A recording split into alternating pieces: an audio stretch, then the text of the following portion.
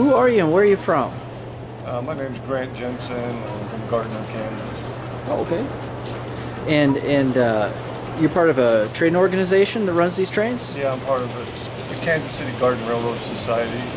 Uh-huh. We have a website, kcgrs.com. If anybody's interested in further information about our organization, they can get it off the web. Okay. How long have you been doing this? I've been with this club a little over a year, but I've been in the hobby about 10 years. Okay. Why do you do it?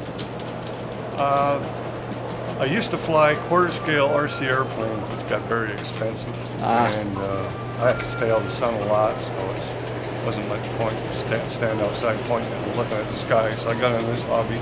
My wife's very interested in it also, which helped us get into it. Okay. Well, if somebody's just getting started, would you have any advice for them? My biggest suggestion is yes, get with a local club, not necessarily ours. I can just go on the internet and look up garden railroading, and depending on where they're at, there's all sorts of different clubs around.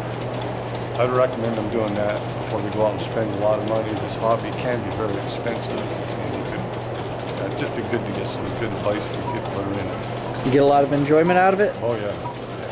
Great. Well, thank you very much. You're welcome.